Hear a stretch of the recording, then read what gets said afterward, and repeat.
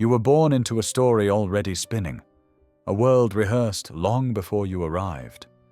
By the time you took your first breath, the script was waiting. Names, labels, rules, roles. And no one asked if the story was true. You didn't question the world because you were trained to name it before you could feel it. Told what's real, what matters, what to fear. But deep beneath that conditioning, a whisper moved. Subtle, invasive, persistent. It didn't come through language. It came through silence. And you felt it, in the moments between moments, when the noise slipped, when time broke its rhythm, when your soul remembered. They called it imagination. They said you were daydreaming, but you weren't. You were hearing something ancient, older than books, older than bones, a hum behind the veil of appearances. And though you've spent years trying to belong to this world, some part of you never did. Not fully, not quietly. That part has always known something was off, not just wrong, constructed, staged. You tried to dismiss it. You tried to bury it beneath logic, ambition, survival. But the whisper grew louder, not in volume, but in presence. It began showing up in your discomfort, in your ache, in the feeling that even your victories felt hollow. This is where Gnosis begins. Not in light, but in fracture. Not in belief, but in disruption. Gnosticism is not a doctrine. It's a memory waking up, a splinter in the dream, a spark in the ash. It doesn't offer salvation. It demands remembrance. It tells you this world is not what it seems, that its gods are not what they claim to be, that your suffering is not accidental, that something divine has been buried inside you, and they've spent centuries building entire realities to make sure you never find it. You weren't raised to trust your inner world. You were raised to trade intuition for instruction, truth for approval. You were told the material is primary, the soul a side effect. You were taught to worship systems that hollowed you out. But still, the whisper, the quiet breath beneath the noise, the strange sense that there's something beneath all this, beneath the news, the career, the body, the clock. Something just out of reach but never truly gone. That's not fantasy. That's your origin trying to make its way back. And it's not gentle. To remember is to unravel. Your identity begins to crack. What once felt stable now feels staged. You stop recognizing yourself in the mirror built by others. You feel the weight of forgotten lifetimes pulling at your skin. This is not madness. This is the cost of waking. The world is not broken. It is false. And Gnosis doesn't fix it. It shows you through it, through the illusions, through the watchers, through the hollowed-out rituals that pass for truth. It strips the scaffolding until all that's left is presence. And the question, do you still want to belong here? Something in you already knows the answer, because the whisper has never stopped. And it's not just a whisper anymore. It's a door, hidden in the ordinary, laced into your grief, carved into the silence of sleepless nights. It calls you not to believe, but to remember what was buried, to remember what was broken, to remember what was never lost. And once you answer that call, the world begins to shift. Not outside, inside. You feel it in your spine, in your breath, in the way everything starts sounding hollow, like an echo from a world that was never really yours. Because it wasn't. It was built around you, and now something beneath it is stirring. And it's stirring for you. The moment you opened your eyes in this world, the indoctrination began. Not with words, but with structure. Crib, name, clock, language, approval. They wrapped you in symbols before you even understood sound. They taught you to see the surface and ignore the source. You were not raised in truth. You were fed a simulation, a carefully constructed system where the deeper questions had no place, where mystery was sterilized into curriculum and curiosity was called disruption. No one told you it was a performance.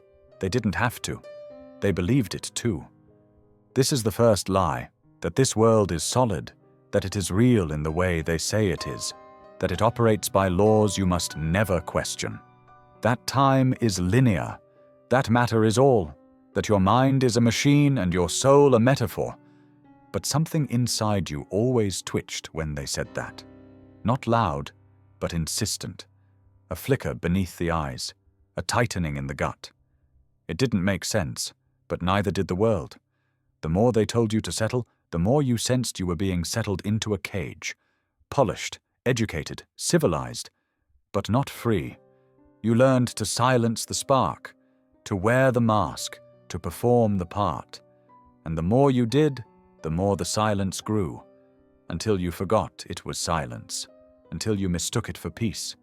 But it wasn't peace, it was sedation. You were never meant to numb that deep hum inside you. You were meant to follow it. But following it meant unlearning everything they told you to trust. It meant tearing down the altar of certainty and standing alone, naked in the fire of not knowing. And that was too much for a child. So you chose safety. We all did. But the lie does not sleep.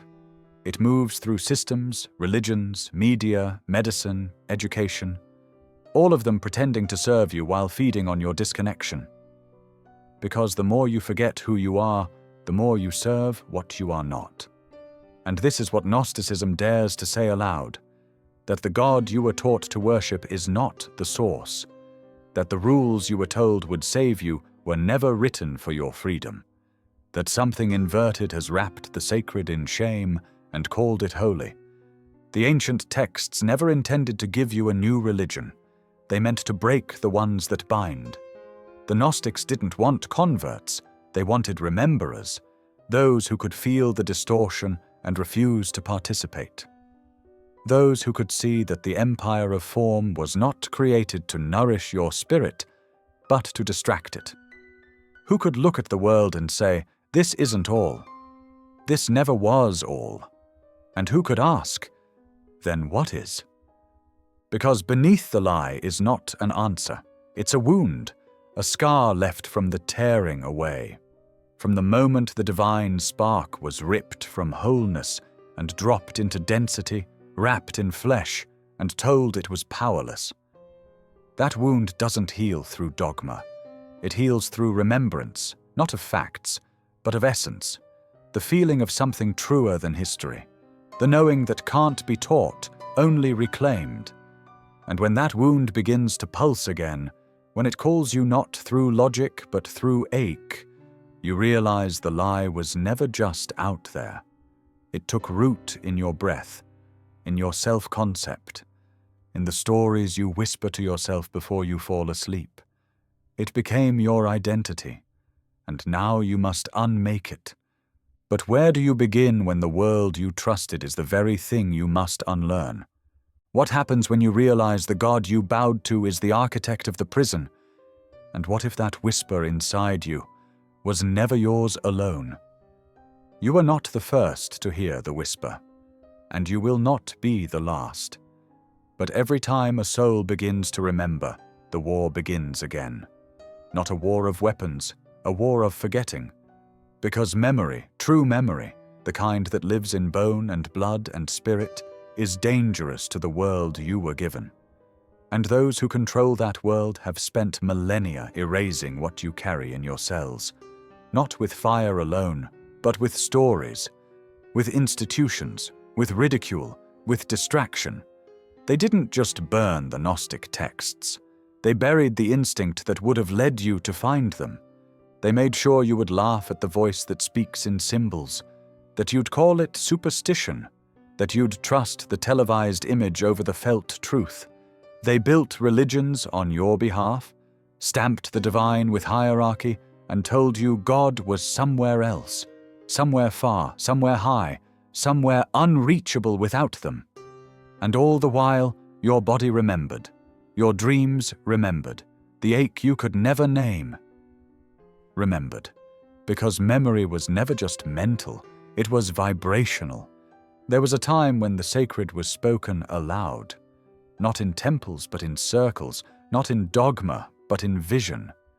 The Gnostics knew this. They didn't record facts, they encoded frequencies.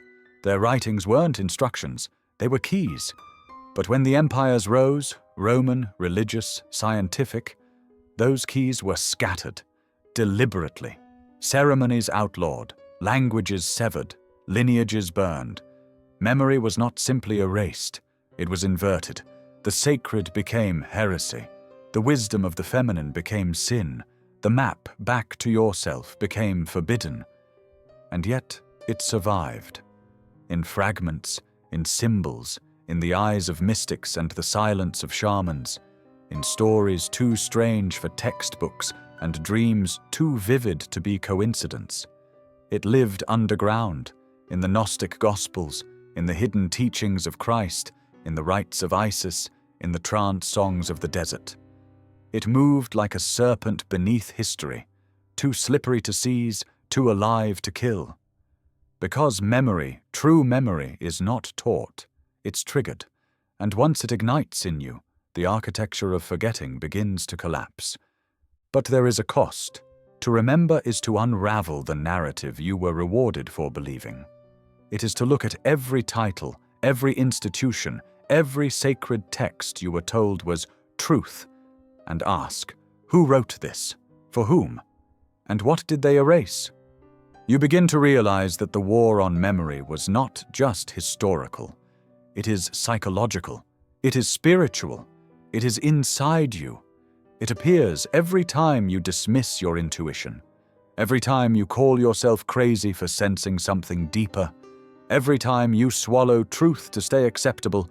That is how they win, not through violence, through your silence. But your silence is thinning. You feel it when your dreams turn prophetic, when certain words hit you like lightning, when you hear a teaching older than your mind but instantly familiar to your soul. That is the battlefield, the moment between dismissal and devotion, between brushing it off or bowing to what stirs within. Because this isn't just about you. You carry lineages in your marrow, voices that were silenced before they could pass on their fire. Every time you remember, you light what they could not. Every time you listen, they speak through you. Every time you awaken, the ancient war loses ground. But you must be willing to lose something too. The comfort of consensus, the ease of belonging, the illusion of certainty. Because the deeper you remember, the less you recognize this world. And soon you will have to choose. Keep the memory buried, or follow it all the way back, even if it means never fitting here again. At the center of the illusion is a throne, and on that throne sits a name you were taught to revere, a name etched into prayers, scriptures, wars. They told you he was the creator, the one, the beginning and the end. But they never told you to ask, which God? Whose voice? Whose image? Whose laws? You accepted the name without knowing the nature, because from birth you were conditioned to equate fear with reverence, to confuse domination with divinity. And beneath that conditioning, a deeper truth was hidden, a truth the Gnostics refused to unsee. That the God worshipped by the world is not the source. The Gnostics gave him a name, the demiurge, not the infinite, not the light, but a lesser architect, a builder of forms, a ruler of matter, blind, arrogant, loud. He declared himself the only God because he could not see beyond his own creation. Trapped within his own mind, he mistook his reflection for reality and demanded obedience from all who lived within his system. And humanity, forgotten, fragmented, afraid, believed him. Not because he was true, but because his voice echoed through every system of power.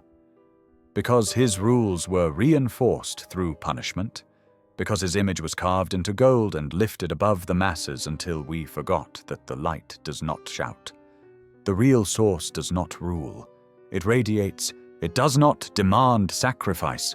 It sings in stillness. It moves beneath the surface of all things, subtle, sovereign, silent. It does not issue commandments, it whispers remembrance, and it never calls itself God, because that word is too small for what cannot be named. The source is not a being, it is being itself. And you've touched it, haven't you? In the spaces between grief and grace, in the breath that made time dissolve, in the knowing that arrived before the question. That was never the God of doctrine. That was the light behind the light. But the demiurge knew something terrifying, that your spark came from elsewhere, that the divine in you was older than him, that it could not be ruled, only forgotten. So he built a world of distractions, a world of false light, false choice, false self. He clothed himself in righteousness and wrote himself into law. He built religions that worshipped hierarchy and called it holiness.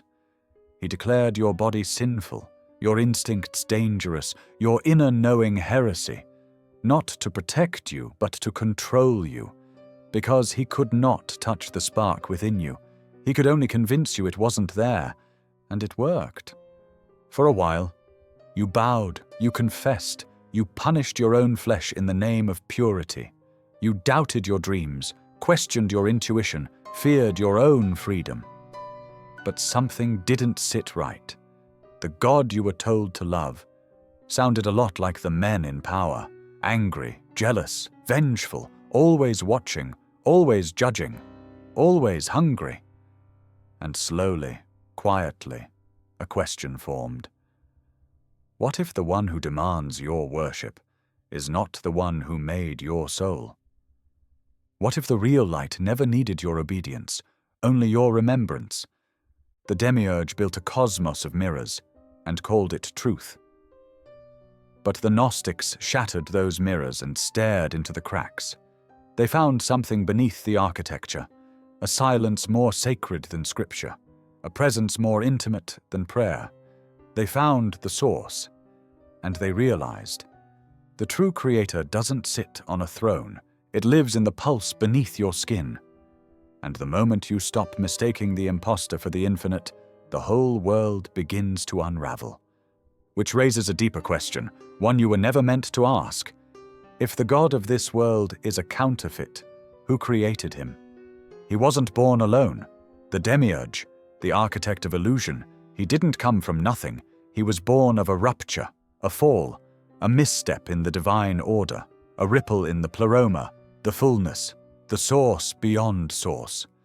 And with that ripple came fragmentation. What once flowed in harmony became scattered into dissonance. And from that scattering, he emerged. Not evil, not malicious, just blind, unaware of what came before him. And in that blindness, he declared himself first. He built without knowing he was building inside a dream inside a dream. But when he shaped the cosmos, when he poured matter into form and called it creation, something slipped past him.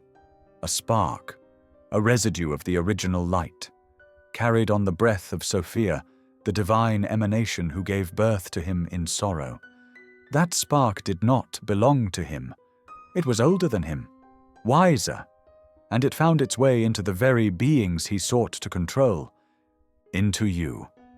Your body is not the prison. The prison is the forgetting, the misidentification, the belief that you are only what you can see, touch, prove. But within the body, beneath blood, beyond brain, burns a fragment of that primordial radiance. Gnostics called it the seed of the divine, the uncorrupted flame, the particle of source that no system can erase. Not even death can touch it. But it can be hidden, buried under trauma, buried under shame, buried under lifetimes of ritual and religion and reason, until even you begin to believe it was never there. But it is. It always was. And sometimes it stirs, in grief too vast for words, in love too expansive for logic, in the stillness after the storm, or the storm itself. You feel it. You don't know what to call it. But you know it doesn't belong to this world. It doesn't obey its rules. It doesn't answer to fear. It is the part of you they couldn't domesticate. the part that didn't forget, the part that's been trying to wake the rest of you ever since you arrived. And the demiurge knows it. That's why this world is built the way it is. Not to liberate you, but to distract you from yourself. To make you so busy chasing what's outside that you never look in. To make you fear silence. To make you believe you need a mediator, a savior, a permission slip to access the divine. But the light never needed permission. It only needs remembrance. And the more you remember, the more you reclaim. Your body stops being a burden. Your wounds stop being shameful. They become portals. The scar becomes scripture. The flesh becomes flame. Because you're not here to escape the world, you're here to light it from within. The Gnostics didn't reject the body. They rejected the lie wrapped around it. The lie that said you were separate. The lie that said you were broken. The lie that said you had to earn your way back to what you already are. They knew the body was a chalice, a container for the ineffable, a temple for the spark. And they knew the greatest danger wasn't sin, it was sleep. The sleep of the soul, the forgetting of the flame. And so they spoke in riddles. They carved symbols. They left trails. Not because they wanted to be mysterious, but because the truth had to be hidden in plain sight, protected from those who would twist it into doctrine, preserved for the ones with eyes to see, ears to hear, and hearts ready to burn, because once you see the light in yourself, you start seeing it in everything they told you was mundane, even in the machine, even in the distortion, even in the dark. But if the light is buried in matter, and the spark was scattered through us, what became of the one who bore it? What happened to Sophia? Before the world fractured into names and numbers, there was Sophia, not a goddess in the way you've been taught, not a myth, not a metaphor, a force, a frequency, a divine emanation of the source, wisdom itself made luminous. She did not fall because she sinned, she fell because she longed to know, longed to create, longed to bring forth from within herself something new, and in that longing she moved without her divine counterpart. She acted alone, not from defiance but from yearning, and from that solitary motion something broke. A crack appeared in the pleroma, and through that crack form descended. The fall of Sophia is not a cautionary tale, it's a map. A mirror. It is the archetype of every soul who ever reached beyond the known, every seeker who dared to step outside the safety of wholeness in search of revelation. Her descent was not failure, it was initiation. And what she birthed in her fall was not evil. It was incomplete. The demiurge, Yaldabaoth, was her echo in distortion. A creation without context, power without wisdom, sight without vision. He did not know her, could not know her, and in his blindness he created a world in his own fractured image. But Sophia did not abandon what she made. She descended into the layers of density to retrieve what was lost. She became immanent in her creation, hidden behind the veil, whispering through the wind, bleeding through the myths. She is the voice you hear when the lies collapse, the presence in your grief, the tenderness in your rage. She is the ache behind your search for truth. Not because she has all the answers, but because she knows what it is to fall. Sophia is not somewhere else. She is in the root of your heartbreak, in the dream you can't explain, in the sorrow that never quite made sense, even when your life did. Her story is encoded in yours.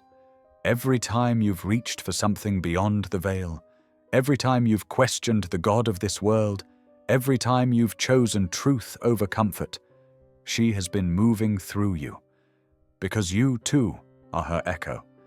Her descent lives in your confusion. Her wisdom lives in your remembering. And this is the mystery the old religions buried, that the divine feminine was never secondary. She was the spark, the womb of creation, the breath of insight. But in a world ruled by the demiurge, wisdom without obedience is threat. And so they covered her in shame. They turned her story into sin. They rebranded her longing as pride. They called her fall a curse instead of the catalyst it truly was. Because if you understood Sophia, you would understand yourself. You would stop apologizing for your questions. You would stop fearing your depth. You would stop mistaking obedience for awakening. They don't want that. Because if you awaken, if you remember, you carry her with you. And her return is not a prophecy. It's a process. A slow, unstoppable unfurling inside every soul who dares to descend inward. Not to escape, but to reclaim. To find the spark in the dirt, the flame in the wound, the light in the labyrinth. Sophia's fall was not the end of divinity, it was its incarnation. And her rising is happening now, through you, through the reweaving of the shattered map, through the voices refusing to stay silent. But to carry her frequency is not without consequence. Because the ones who rule this world, those who serve the architect's blind will, they fear the ones who remember her. And they've built something to stop you. A mechanism of suppression, a shadow force hiding in plain sight. The Archons. They don't wear robes, they don't carry pitchforks, they don't appear in fire or thunder. The Archons operate through suggestion, through imitation, through the illusion of choice. They do not create. They copy. They do not inspire. They program. They are not gods. They are echoes of a blind creator, parasites of consciousness, impostors of order. The Gnostics knew them well, not as myth, but as influence, invisible governors of the mind, intermediaries between the demiurge and the human soul. They weren't sent to destroy you. That would require too much power. They were sent to keep you small, distracted, fragmented, confused. They feed on sleep, on unexamined lives, on hollow ritual, on emotional static. Their nourishment isn't your blood, it's your attention, your fear, your unconscious agreement to a reality that strips you of your own knowing. They thrive in bureaucracy, thrive in dogma, thrive in endless scrolling and polarized headlines. They cloak themselves in systems you're told are neutral: media, education, politics, even spirituality. But their true agenda is singular: prevent you from remembering what you are. Because a remembered soul cannot be ruled. The Archons aren't individual beings. They are frequencies, distorted emanations that influence thought, warp perception, mimic intuition. Ever had a thought that wasn't quite yours? An inner voice laced with shame, repeating the rules of a world you no longer believe in? That wasn't you. That was programming, a script running in your psychic field, installed in childhood, reinforced by culture, whispered by entities who fear your awakening. They don't need you to believe in them. They only need you to obey the frequency of forgetting. But once you begin to see them, the spell cracks. The Gnostics described them with eerie precision, cosmic impostors who rule through simulation. They mimic the light, but their light has no warmth. They mimic wisdom, but their wisdom contains no depth. They cannot create beauty, only manufacture its aesthetic. They cannot guide, only redirect. They offer every shortcut, every spiritual bypass, every addictive high, every shallow promise of transcendence that costs you your integration. And if that doesn't work, they offer fear, guilt, division, noise. You are not built to house this interference. That's why it makes you sick. That's why it drains your energy, distorts your purpose, fogs your clarity. You feel the static but blame yourself. You think you've failed because you don't feel at home in this world. But what if that discomfort is not failure? What if it's evidence you're starting to wake? The Archons cannot possess you, but they can speak through your wounds, your unhealed traumas, your unresolved shame. They crawl through the cracks in your psyche and build false narratives that you're not ready, that you're not enough, that awakening is for others, not for you, that the voice inside you should be silenced. But none of that is truth. It's surveillance disguised as safety, control disguised as protection. You are not under attack. You are under sedation. And the moment you reclaim your will, your silence, your attention, they weaken. They don't fear rebellion. They fear awareness. They fear clarity. They fear sovereignty. They fear that moment when you stop fighting the system externally and begin withdrawing your energy from it entirely. When you stop believing in the stories, when you stop reacting to the game, when you sit still and listen to the voice they've tried to bury under 10,000 distractions. And that voice is not shouting. It is ancient. It is quiet. It is yours. But the Archons still have one more trick, a masterpiece of distraction, a synthetic order built in the image of their god. Cold, legalistic, imposing. They call it reality. But it's not the world you think it is. It's the machine. The world you move through, the one you touch, schedule, obey, was engineered, not born, not woven from the breath of stars, but constructed like a cage, polished like a showroom, layered in function, precision, hierarchy. The Demiurge didn't create with love. He assembled. He copied echoes of the divine and flattened them into systems, laws without life, time without soul, motion without meaning.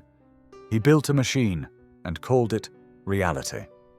And you were born inside it, not into nature, but into grid lines, not into presence, but into performance. The machine is not just physical, it's psychic. It operates in your perceptions, your definitions, your agreements. It's not the earth, it's the map drawn over her. It's not your life, it's the script you were handed. The machine teaches you what to value, who to trust, what to fear. It rewards compliance and punishes deviation. It sells you freedom while encoding obedience. It manufactures your identity, then sells you products to decorate the prison. And the strangest part? You think it's you. You think the machine is the world, that gravity is bureaucracy, that relationships are transactions, that truth is consensus. But the machine is a mimic. It has no essence, only momentum, only appetite.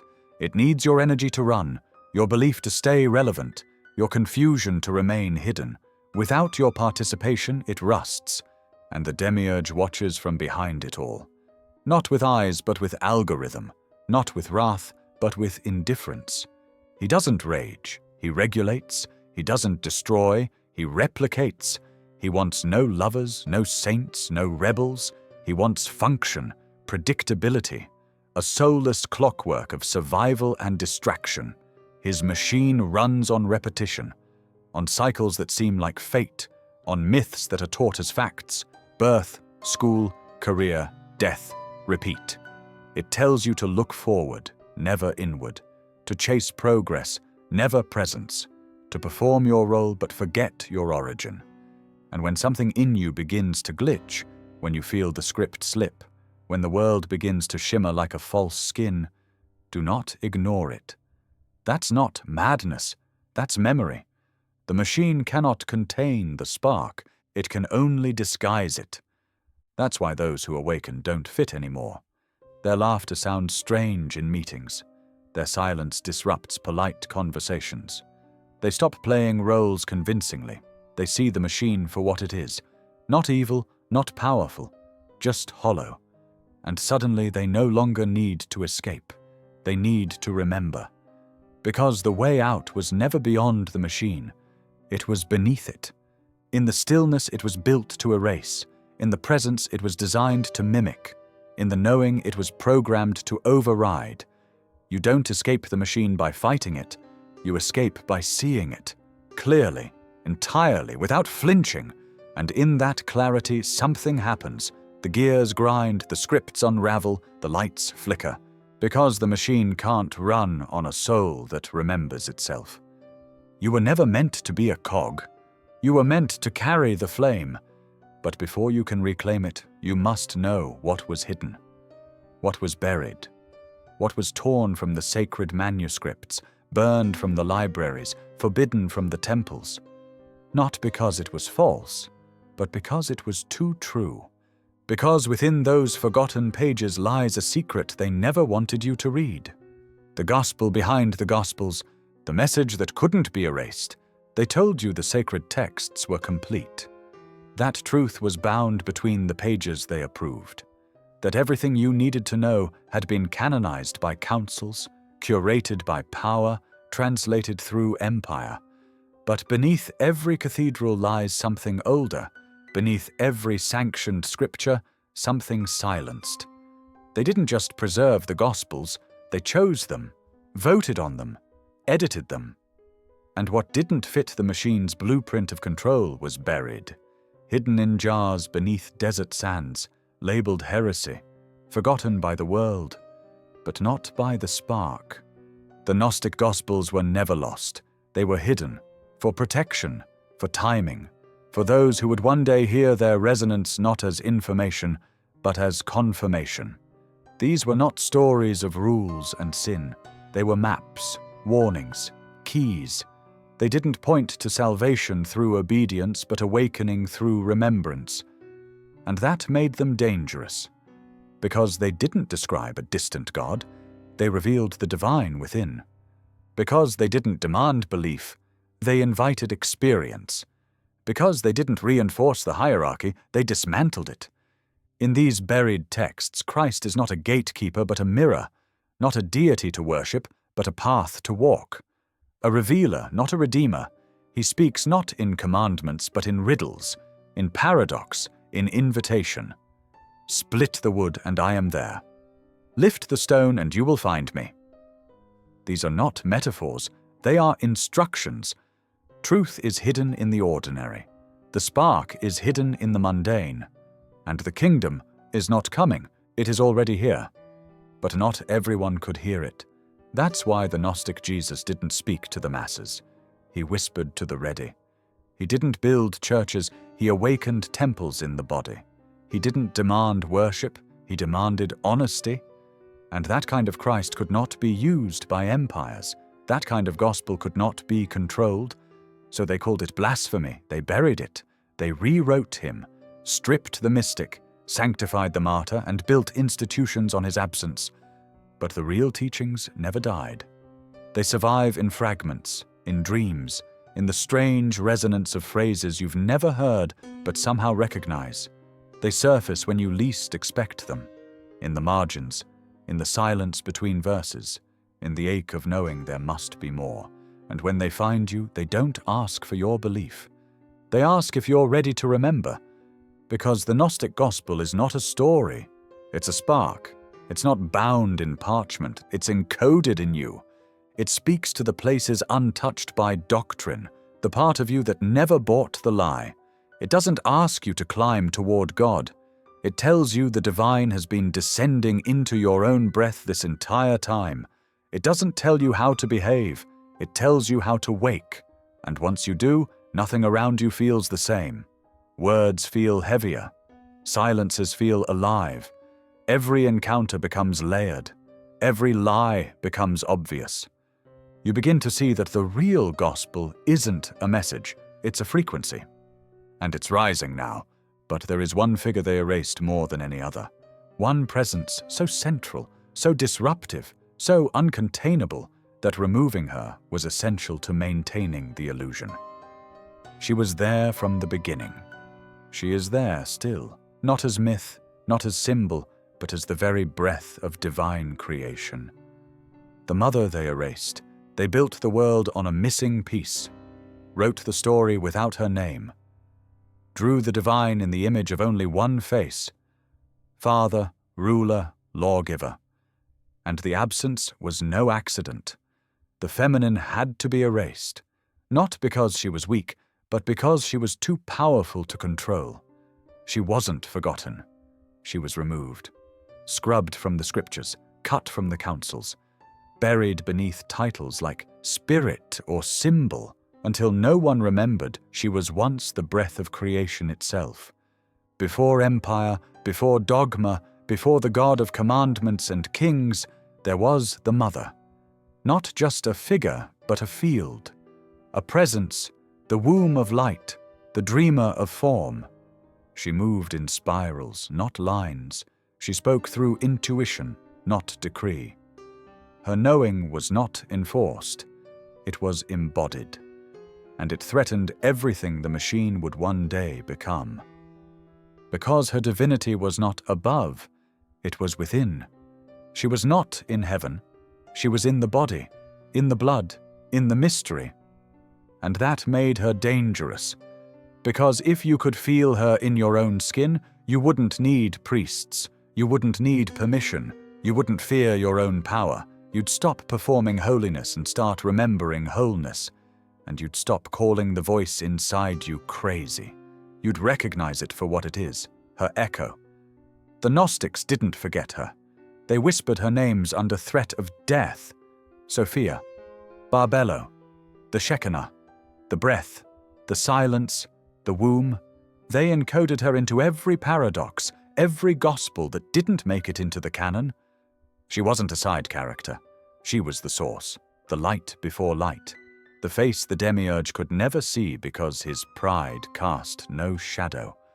And yet she is everywhere, in the tenderness you thought was weakness, in the dream you couldn't explain, in the voice that said no when everyone else said yes. She is not the feminine as sold by the machine. She is not softness without fire. She is not love without boundaries. She is the flame that births stars, the grief that reshapes worlds, the silence that deafens the lie. She is the part of you were taught to suppress, the part you instinctively bow to in others before remembering you carry it too. Her exile is your exile, and your remembrance is her return. The world you live in does not function without her. It only survives, it calculates, it consumes, it obeys, but it does not create. Not truly, because creation without the mother is extraction, movement without rhythm, growth without depth. And that's why the machine feels empty even when it's full. It can build towers, but not temples. It can make noise, but not meaning. But once you remember her, the world begins to speak differently. You see her in the trees, in the timing of things, in the pulse behind synchronicities, in the way truth moves through your body before it ever forms into thought. You don't find her through argument. You find her through presence, through listening, through the kind of stillness the machine trains you to fear, because in that stillness something ancient stirs. And when it stirs, your story begins to dissolve. The story that said God is male. That said power is control. That said your body is shameful. That said you came from dust and must return to obedience. Number, you came from her. And she's been waiting for you to stop looking upward and start listening inward. But there's one symbol that's been twisted more than any other to keep her hidden. A figure painted as villain, used as warning, spoken of in hushed tones across myth and scripture alike. The serpent. They told you the serpent was the enemy, the deceiver, the one who lured you from paradise. And you believed them, because they repeated it so many times, wrapped it in fear, stamped it into scripture. They made sure the first story you ever heard about rebellion ended in exile. That wisdom was framed as disobedience. That curiosity was punished with suffering. But what if the serpent wasn't the villain? What if it was the key? Gnostics didn't see the serpent as a devil. They saw it as a symbol of awakening, of gnosis, of the sacred feminine whispering from within the garden of control. The garden wasn't paradise, it was containment, a gilded cage where obedience passed for peace and ignorance was mandated as innocence. And the serpent came not to corrupt, but to remind, to pull the spark toward remembrance, to offer not sin, but sight. Because the tree of knowledge was never the problem. It was the door, and the serpent was the voice that said, "You're not meant to live blind." That whisper you hear, the one that rises when the world falls silent, that is the same voice. It doesn't shout, it doesn't coerce, It simply shows you what they hid. It reveals the fault lines beneath dogma, the missing pieces in the myth. It's the serpent again, coiled in your spine, ready to rise, waiting for you to stop asking permission and start embodying truth. And they feared that voice, still do, because once you listen, you stop submitting. Once you see, you stop performing.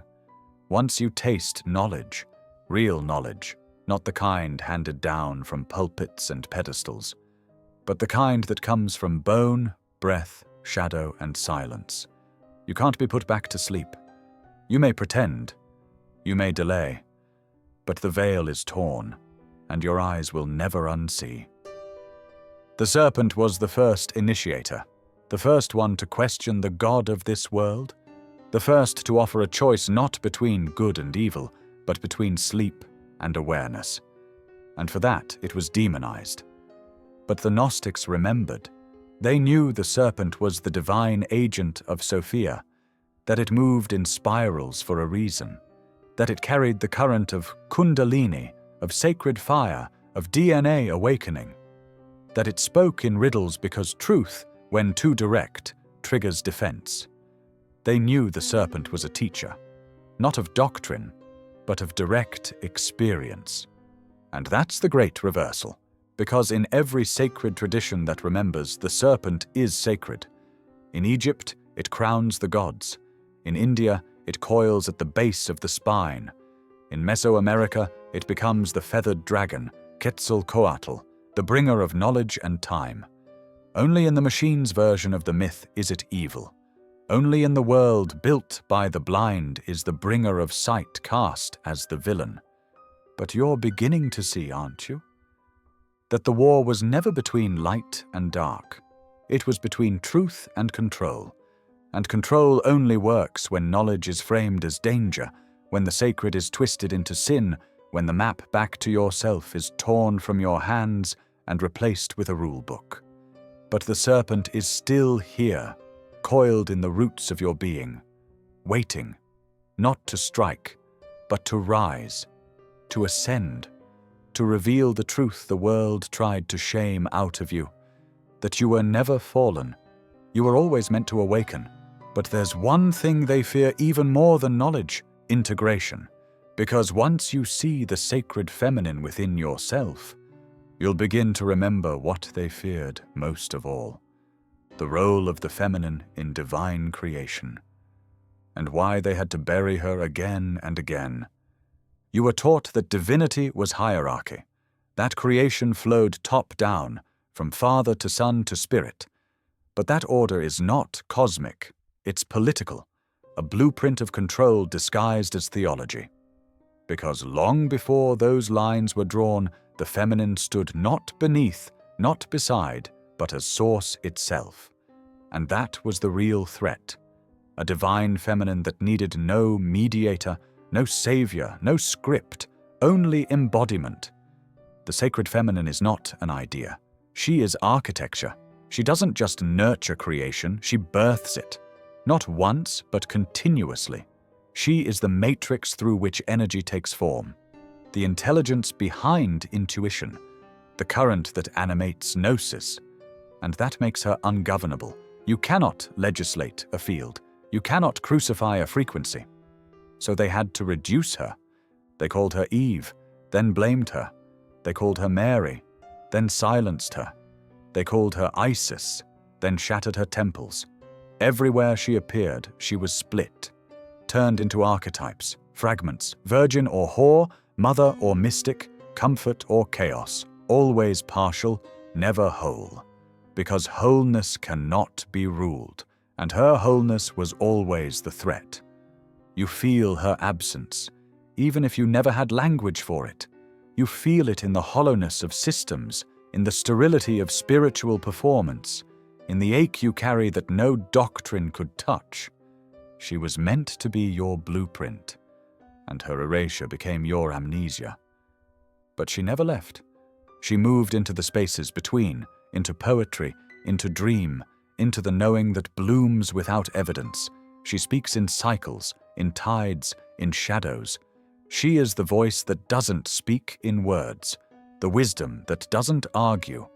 She is the presence you feel in the forest, in the breath before grief, in the part of you that has always known you are not broken, you are becoming. The feminine was never just a complement to the divine.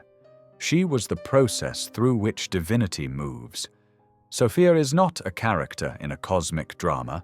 She is the unfolding of consciousness itself. And she's returning now, not as dogma, but as memory, not through revolution, but through resonance. The Gnostics understood this. They didn't worship her, they remembered her. In the whisper between teachings, in the silence between words. They knew the feminine wasn't limited to gender. It was an aspect of being, a mode of intelligence, accessible to all who would surrender control in favor of truth. But surrender is exactly what the machine cannot tolerate. Because the feminine reveals, she doesn't impose. She leads you inward, into sensation, into darkness, into the mysteries that collapse empire and awaken soul. And that kind of knowing doesn't serve power. So they demonized her in myth, pathologized her in medicine, marginalized her in religion, and made sure that every seeker who heard her call would first doubt themselves. You've doubted, haven't you?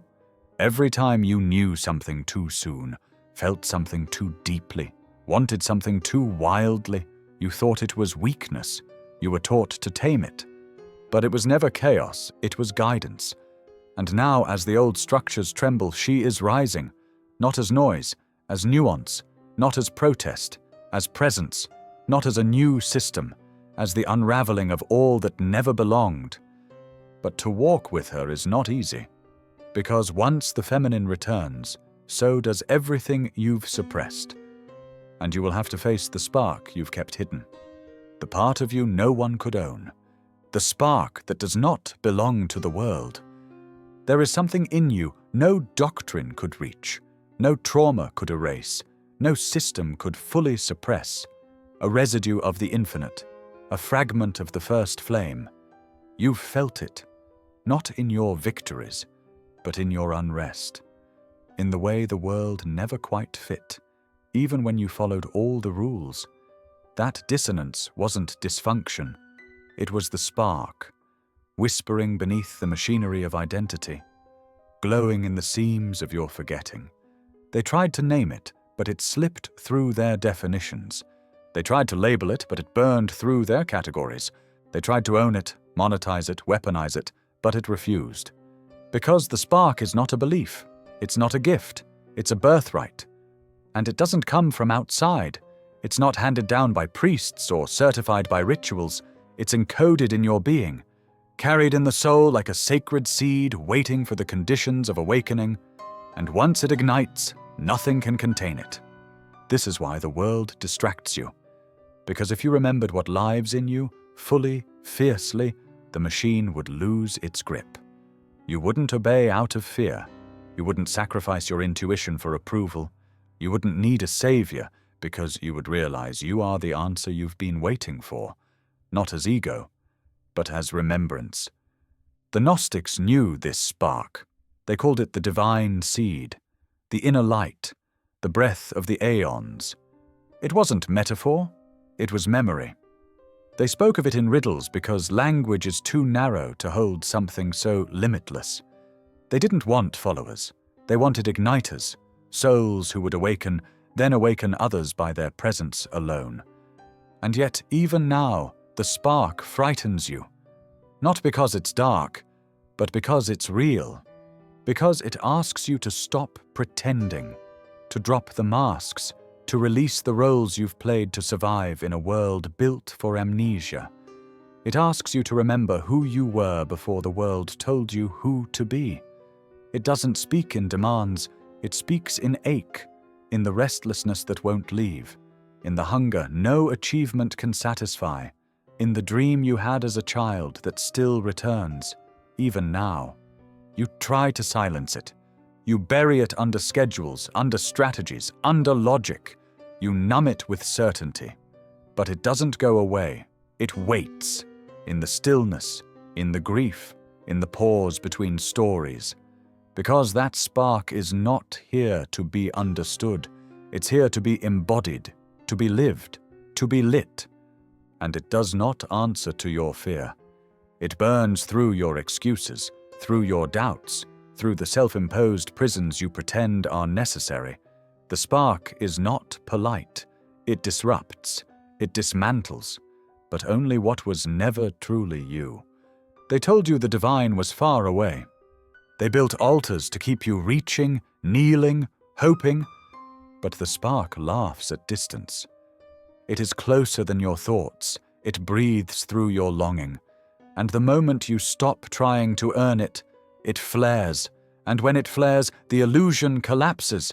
Not with violence, with clarity. Because you were never powerless. Only disconnected, only distracted. And now the current is shifting. The spark is stirring. And you're beginning to feel the shape of something vast within you. But where does it lead? And what does it reflect? Beyond the spark, beyond the veil, there is something older still. Something that never fractured. You've spent your life staring into distorted mirrors. Mirrors that shrink you, categorize you, tell you what you are by reflecting what you've been taught to believe. But there is another mirror. One not made by hands, not placed in any temple, not found in the world of form. The mirror of the pleroma. The pleroma is not a place. It is the fullness, the wholeness, the realm beyond fragmentation, where all aspects of divinity still move in harmony. Not as hierarchy, but as emanation. Not as law, but as light. You came from that light, not metaphorically, energetically. The spark inside you is not separate from it. It is its echo. And sometimes when the noise falls away, you glimpse it. In a moment of awe so complete you forget your name. In the silence between heartbreaks, in the dream that feels more like home than waking ever did. That's the mirror remembering itself through you. The pleroma doesn't speak in language, it reflects essence. When you touch it, even for a breath, it doesn't give you information. It gives you recognition. You don't learn who you are. You remember what you've always been, and in that remembering, the lies fall away without effort. Not because you resisted them, but because they no longer fit. The machine can't touch the pleroma. The archons can't imitate it. They can build false heavens, program artificial bliss, simulate control. But they cannot replicate the resonance of wholeness. That's why their systems require belief, enforcement, repetition. But the pleroma asks nothing. It simply is. And that is what makes it unbearable to a world built on scarcity. It cannot be bought. It cannot be earned.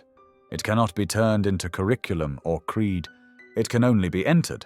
And entry doesn't happen through force. It happens through shedding. Every false identity, every inherited role, every unquestioned belief. The Gnostics didn't pray to return to the pleroma. They became it, bit by bit, layer by layer. Not through transcendence, but through integration. They understood that enlightenment wasn't an escape. It was a return. A homecoming that begins not with ascension, but with honesty, with turning inward, with facing what the world told you to avoid. The pleroma is not up. It's not out there. It's in. Inside the shadow you refuse to face. Inside the pain you've been taught to ignore. It is what remains when all illusions are burned away. But here's the paradox. To see it, you must become it. You cannot find the mirror unless your frequency matches what it reflects. That is why the path is difficult. Not because the divine is far, but because you are coated in noise, in residue, in stories that have calcified around your flame, and to dissolve them is to dissolve your false self. But when you do, when the spark steadies, when the feminine awakens, when the lie unravels, the mirror appears, not to show you something new, but to reflect what was never gone. You stare into it, and for the first time, there is no distortion, no image, no identity, just presence, just pulse, just the radiance of what you were before the world named you. But to hold that reflection, you must be willing to lose everything that's not it. And the moment you do, a deeper truth begins to form. The mystery etched into every temple, whispered behind every veil, encoded in the oldest Gnostic words, "Know thyself." But what does that mean when the self is a memory, not a mask? It sounds simple, almost hollow after all these years.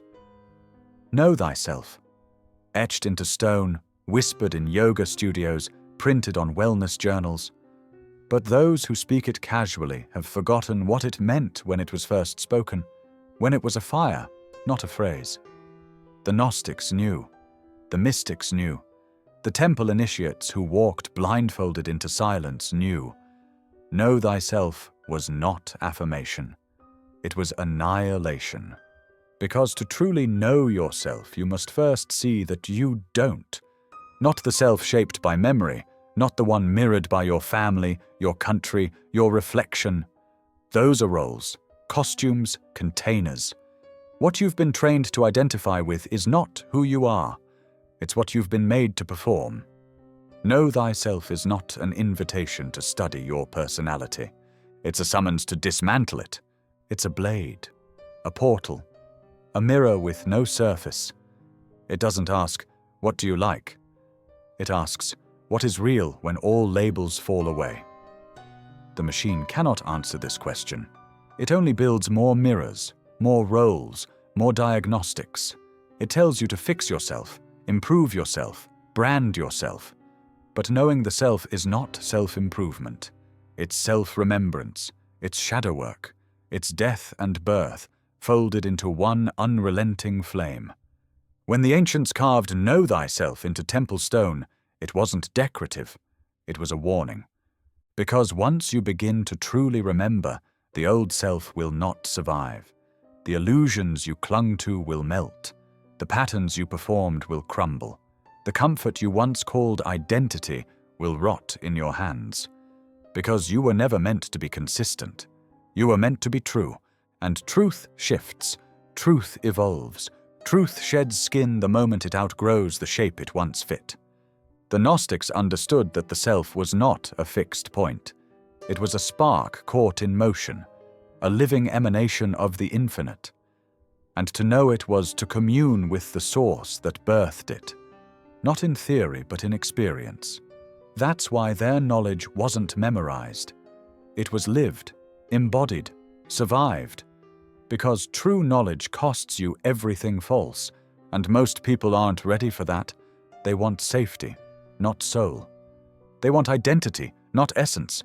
But essence cannot be owned. It can only be known, briefly, in glimpses, in stillness, in crisis. In the moment when everything else fails and something deeper says, "You're still here." That's the self worth knowing, the one that remains when your name disappears, when your story unravels, when your faith, your doubt, your philosophy all turn to ash, and the breath still moves. The self is not what you believe. It is the one who is aware of belief. It is not your trauma, but the one who endured it. Not your awakening, but the one it awakened. And when you touch that space, the mirrors begin to crack. Because the self that knows itself cannot be manipulated. It cannot be herded. It cannot be sold to. It cannot be ruled. And that kind of soul is dangerous in a world built on forgetting. So the world distracts you, performs around you, rewards your performance. But underneath it all, the question remains, who are you when no one is watching? Who are you when even you stop performing? And what happens when that knowing no longer fits inside the body you've been taught to fear? They told you the body was the trap, that flesh was the fall, that your hunger, your heat, your longing were proof of corruption, that spirit and skin were enemies, that transcendence meant escape. And you believed them. You saw your body as problem, as weakness, as obstacle. You disowned your instincts, silenced your sensations, mistrusted your breath, all to ascend. But you were never meant to escape the body. You were meant to remember it. The Gnostics never hated the body. They hated the lie that wrapped around it, the lie that said you were exiled here. That embodiment was punishment, that the only way to find the divine was to leave yourself behind. But what if the truth is the opposite? What if your body isn't the prison? What if your disconnection is? They told you the divine lives in heaven, in doctrine, in ritual, but heaven pulses beneath your skin. God breathes through your nervous system. Spirit moves through your fingertips. The body is not the problem. It's the portal. Not to indulgence, but to integration. It's not lower than the soul. It is the soul made visible. Your body remembers, not just trauma, but light. Not just wounds, but wisdom. It holds the codes of your lineage, the fire of your ancestors, the blueprint of your becoming. You don't need to rise above it. You need to come home to it. But coming home is not easy, because your body is where you buried what you couldn't face, the emotions you avoided, the truths you swallowed, the instincts you mistrusted. The divine spark didn't vanish. It retreated into muscle, into marrow, waiting for you to stop calling it sin. Your body has been whispering all along, in the pain that repeats until you listen, in the chills that speak louder than logic, in the grief that erupts for no reason, except that something old wants to be seen. These aren't malfunctions, they are messages. The body doesn't lie. It can't. It carries everything the mind tries to forget. And that's why the machine fears it. Because you can program a mind, but you cannot program the sacred fire of presence that lives in a body fully remembered. This is why they built religions around shame, why they framed sensuality as sin, why they taught you to fear pleasure, hunger, stillness. Because once you trust the language of your flesh, you no longer need translation. You hear directly. And what you hear is not guilt, it's guidance. Your body doesn't ask for discipline, it asks for relationship. It doesn't want control, it wants attention.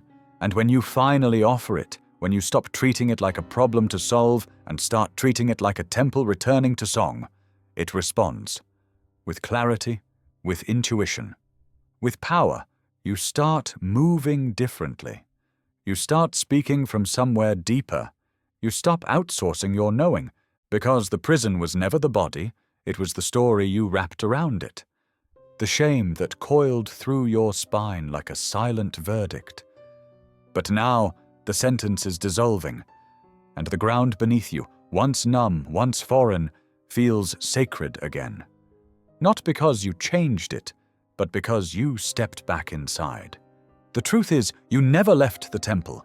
You were just standing outside the door, waiting for permission to enter, and the moment you step through, the body becomes what it always was. The altar, the gateway, the first language.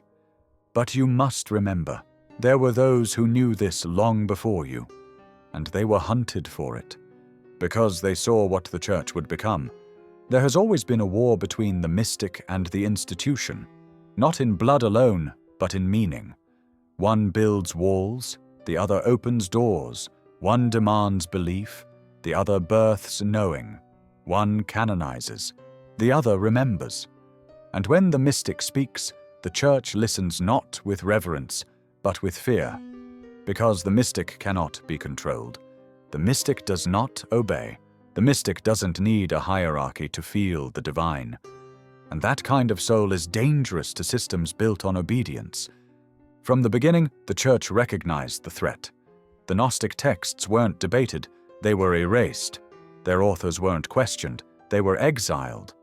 What the Gnostics offered was not rebellion for rebellion's sake, it was gnosis, direct, embodied knowing. A path that led inward, not upward. A truth that asked nothing from a priest to validate it. And that shattered the business model of salvation. The mystics didn't need temples of stone. They carried theirs in silence, in stillness, in breath. They weren't trying to escape the world. They were trying to remember the divine inside it. And they didn't call God Father alone. They called the source unknowable, beyond image, beyond name. They saw the divine in paradox, in paradox, in paradox, where the mind breaks, but the soul kneels. The church couldn't allow that, because where the mystic sees mystery, the church sells certainty. Where the mystic surrenders to the unknown, the institution locks it into doctrine. Where the mystic experiences the divine as presence, the church turns it into product. The Gnostic Gospels were silenced not because they were wrong, but because they bypassed control. They didn't teach obedience, they taught remembrance. They didn't frame Christ as a sacrifice to appease a wrathful God. They revealed him as an awakener, one who came to ignite the divine already within you. And that version of Christ could not be used. He couldn't be domesticated into empire, so they rewrote him. They wrapped him in power and pageantry. They hung him on walls, stripped of his parables, stripped of his paradox, stripped of his intimate instruction. And the mystics, they kept whispering, from the desert, from the margins, from the underground currents of heresy and vision and inner fire. And they paid the price, burned as witches, branded as lunatics, buried beneath centuries of revisionism. But truth doesn't die in fire. It passes through it, refined, carried forward in dreams, in rituals, in stories that refuse to forget. The mystic lineage never broke. It went quiet. It moved inward. It chose memory over martyrdom. And now it's returning. Through you. Not through titles, through trembling, not through doctrine, through direct encounter. You've already felt it. That edge, that ache, that knowing that rises when the world falls silent. That is the mystic flame, the inheritance that no religion can erase. And now, the choice is yours. To keep seeking validation from systems that were never built to hold your soul, or to risk everything and step into the mystery directly. But know this, the mystic path is not safe. It is not linear. It will not make you popular, but it will make you real. And once you taste that kind of truth, the old lies lose their power. You stop kneeling to the image of divinity they gave you, and start listening for the voice that was buried beneath it, because that voice still speaks. And the one who carried it most purely was not the Christ they canonized, but the one they tried to hide.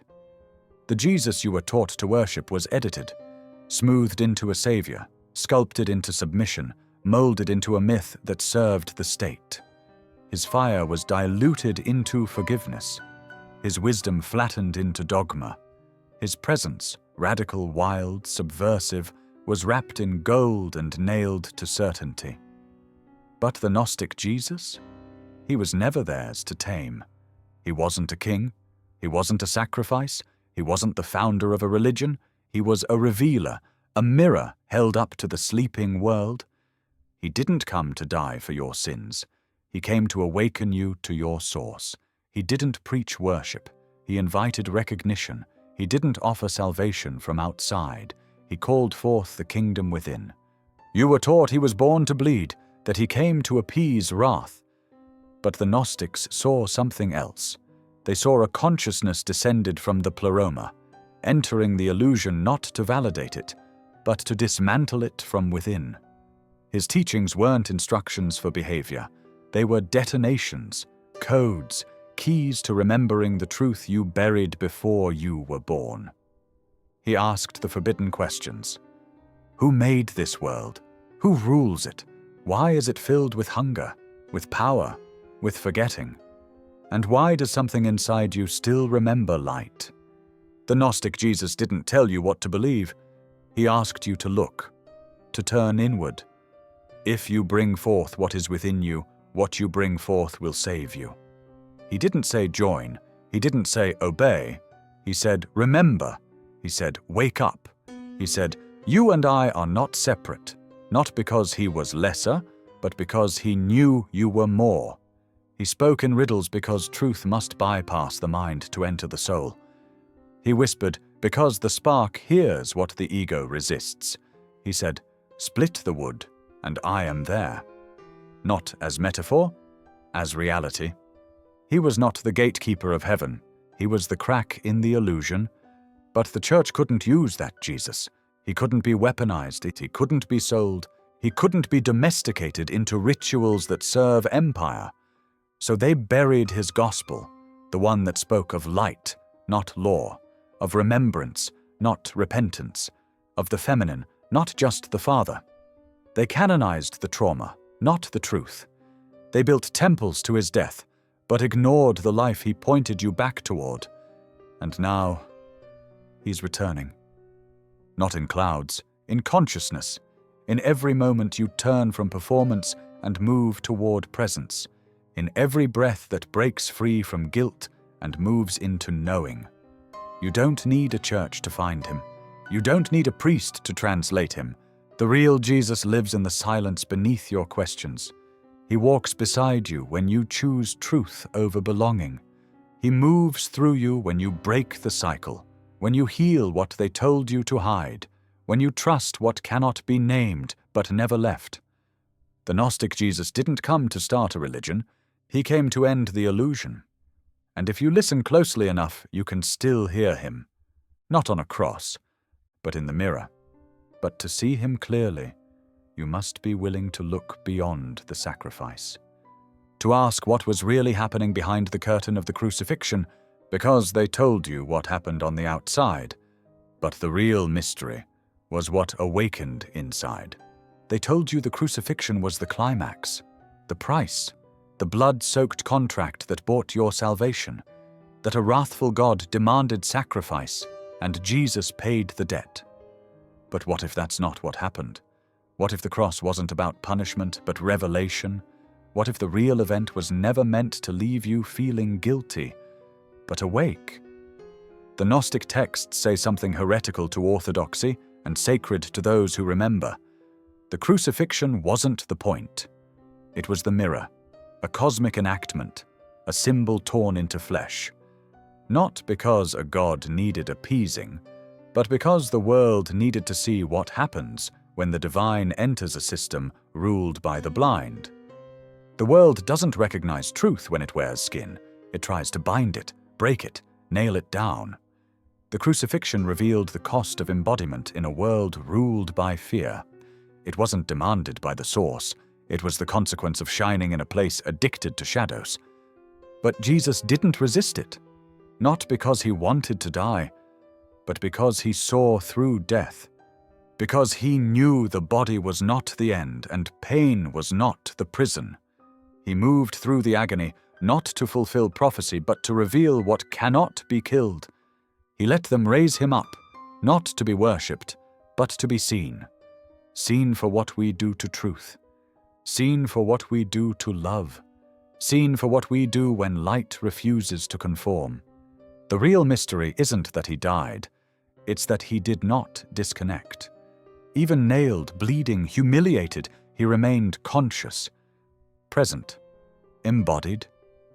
In the Gospel of Philip, the Gnostics wrote that the Christ did not suffer as they saw him suffer, that the real Christ, the divine consciousness, was never bound to the cross, that the body was pierced, but the light watched, that what we call the passion was not defeat, it was a riddle, a paradox, a teaching wrapped in trauma. The crucifixion was not transaction, it was transmission. It was never about substitution, it was about demonstration, to show you that death is not the end, that torture does not erase truth, that empire can kill the messenger but never the message. But they took that message and built monuments to the pain. They glorified the blood but buried the wisdom. They told you to bow to the suffering, but not to question the system that demanded it. They made the cross the symbol, but not the breaking of the cycle. And that's how the machine wins. It turns awakening into worship, presence into performance, mystery into mechanism. But the Gnostics refused. They said the crucifixion was not a door to guilt.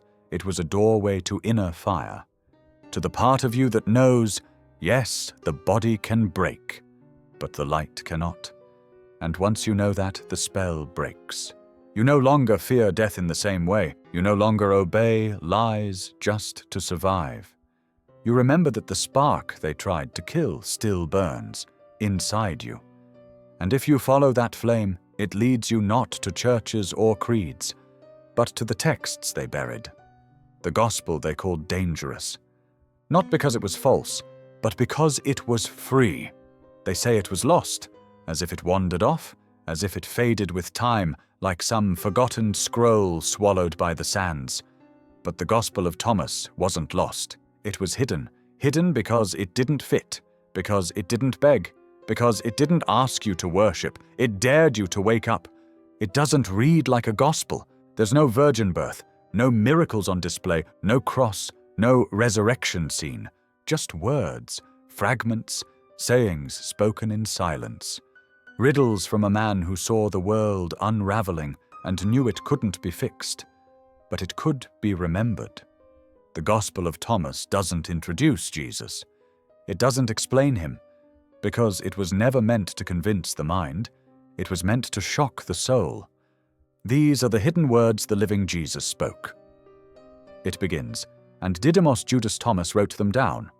No biography, no backstory, just fire. And in the first verse, whoever discovers the meaning of these words will not taste death. Not because they'll avoid dying, but because they'll stop mistaking life for survival. Because they'll know what's real cannot be touched by time. The Gospel of Thomas is not a story, it's a code. Every line, a doorway. Every saying, a map into a deeper layer of perception. It doesn't want your belief, it wants your being. That's why they buried it.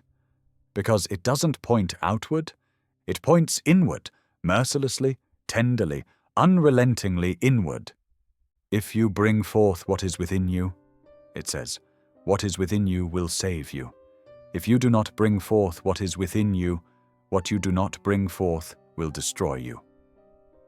This isn't metaphor, it's memory. It's the ancient truth echoed across mystics, shamans, sages, that salvation is not an external event. It is an internal eruption. That the divine is not somewhere else.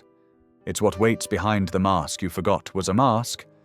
In this gospel, Jesus doesn't give answers. He dismantles the need for them. He says, when you make the two into one, when you make the inner like the outer, and the above like the below, then you will enter the kingdom. Alchemy, integration, gnosis, not as theory but as embodiment. This was too much for empire. Too much for hierarchy, too much for any system that needs obedient subjects, because the Jesus of Thomas doesn't tell you what to do, he reminds you of what you are. And the moment you remember, the spell of separation breaks. The kingdom they told you to die for? It's already here, not later. Now, not in the sky, in your skin, in your seeing, in the silence underneath the noise of becoming. That's why this gospel had to disappear. For a while. Because it doesn't offer comfort. It offers confrontation. It doesn't fit in the box labeled Christian. It doesn't fit in any box. It dissolves them. And that kind of gospel, that kind of liberation, it terrifies those who profit from your amnesia. But you are not here to stay asleep. You're here to remember. To return to the center not through worship, but through witnessing. And once you do, you begin to see that the sin you were told separates you was never yours to carry. You were born into a story that wasn't yours, a burden placed in your hands before you could even speak. Original sin, they called it. The idea that your very existence required forgiveness, that your first breath carried guilt, that being human meant being unworthy by default. But what if the stain you've been trying to scrub away was never real? The Gnostics knew. Sin wasn't the beginning. It was the cover-up. A story told to keep you small, to keep you seeking permission, to keep you chasing salvation like a distant star instead of remembering the flame already burning within you.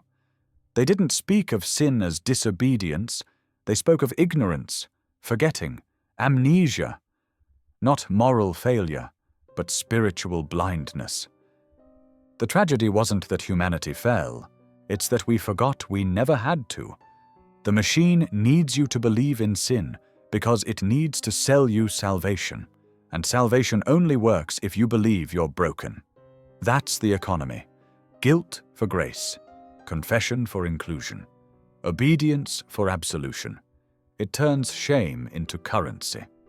And every system profits. But what if the divine never demanded that transaction? What if the true source never judged you, never measured your worth, never withheld itself from you? What if the only distance between you and God was the story you inherited? The Gnostic Christ didn't come to erase your sin. He came to expose the illusion of it. He didn't say, "You are wicked, follow me." He said, "You are light, remember." The sin wasn't in your being. It was in the forgetting of your being. In the moment you stopped listening to your inner knowing and started performing for external approval. You were never meant to carry inherited shame. You were meant to break the cycle, to look into the eyes of the system that told you your body, your intuition, your desire were dangerous, and say, "I know who I am." But that knowing threatens everything. Because when shame dissolves, control weakens. When guilt evaporates, sovereignty rises. And when you stop asking if you're worthy, you become ungovernable. You move from seeking to embodying, from obeying to remembering, from trembling to standing. And that is why the story of sin had to be so loud, so deeply embedded. It had to start at birth before language, so that your soul would bend before it could soar. But it's cracking now. You feel it, don't you? Not as defiance, as release, as the exhale that says, "Maybe I was never broken. Maybe I was just asleep." That realization is sacred, not because it makes you superior, but because it sets you free, and the moment you're free, the program starts to dissolve, not just for you, but for everyone around you. That's why remembrance is contagious. That's why they fear it, because you no longer need someone to stand between you and the divine. You stop performing purity. You start living presence. And when presence becomes your prayer, sin becomes irrelevant. Not because you become perfect, but because you become real. And realness was never a crime. But the more you shed the guilt, the more clearly you begin to see what was feeding on it all along. Because sin may have been a lie, but something fed on your belief in it. And now you're starting to see what's always been lurking behind the shame. They don't kick down the door. They don't need to. They slip in while you're distracted, while you're scrolling, while you're doubting, while you're busy surviving a life that was scripted before you ever asked why. The archons don't possess the body. They whisper into the mind. They dress up as your thoughts, your insecurities, your logic, your internal critic that doesn't sound like anyone, but feels too familiar to question. They don't need control. They need confusion, because the confused soul seeks authority. And authority is their disguise. They speak in the voice of institutions, of systems, of the cultural hypnosis that tells you, stay in line, be realistic, don't dream too loud, don't feel too deep, don't ask too much. Their presence isn't theatrical, it's psychological, patterned, predictable, hidden in the places you were taught not to look. Not demonic, but mechanical. Echoes of the demiurge's fractured logic, still looping in human circuitry. The archons don't care what you believe, only that you never meet the belief behind the belief. They live in surface thinking, binary reactions. They flood the space where silence might reveal something deeper. Their tools are distraction and division. Their goal is not destruction, it's dissociation. And they are excellent at pretending to be you. Ever questioned your intuition and immediately felt shame? Ever sensed a path and then talked yourself out of it with perfectly rational fear? That's not just insecurity. That's programming. That's a loop you didn't write, running through a nervous system still vibrating with centuries of suppression. Because they don't attack. They install. They install fear of your own knowing. They install guilt for resting, rage for dreaming, anxiety around stillness. They replace vision with volume, feeling with frenzy, wholeness with identity. And once installed, the program runs silently. You wake up tired, you chase validation, you defend systems that harm you, you numb, scroll, avoid, you call it normal. But underneath, something screams, "This isn't who I am." That scream. That's the spark, trying to override the virus. But the Archons feed on your doubt, your distraction, your delay. Every time you hesitate to embody what you know, they grow stronger. Not because they're powerful, but because they've convinced you you're not.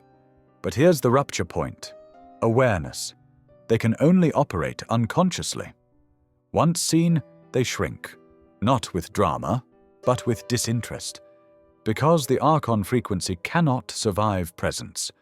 When you drop beneath thought into breath, beneath noise into stillness, you begin to feel what's real. What's always been real. And what's real doesn't shout. It hums. That hum is the pleroma moving through you, the divine field untouched by simulation, the real you, the undivided one, the quiet witness that watches the program and simply doesn't run it anymore. This is what Gnosis dismantles, not just belief, but the mechanics of forgetting. It doesn't save you from the Archons. It reveals they were never the threat. Your belief in them was. And once you stop believing every thought is yours, you can begin to listen again. Not to the fear, not to the noise, but to the remembering beneath the noise. The part that doesn't need to be perfect, the part that doesn't want to escape, the part that simply wants to come home. But coming home means turning toward what you've spent lifetimes avoiding. Not the Archons, but the wound, the shadow, the sacred burn of being alive and aware in a world addicted to sleep.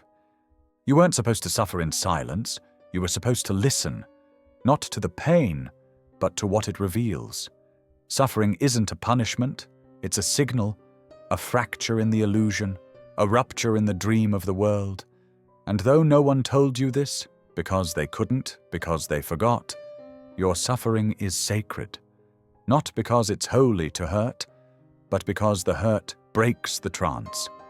The Gnostics never told you to avoid pain, they told you to witness it, to stop numbing, to stop pretending, to stop performing enlightenment and finally ask, what part of me is still asleep? Because suffering is the sound of the soul knocking on the door you locked when the world became too heavy. It doesn't come to destroy you, it comes to retrieve you. Every tear is a baptism, every breakdown a gate, every ache an invitation back to what you buried in order to belong. The machine taught you to see suffering as failure, as weakness, as proof you're broken. So you tried to fix it, cure it, cover it, transcend it. You searched for high vibes and silver linings.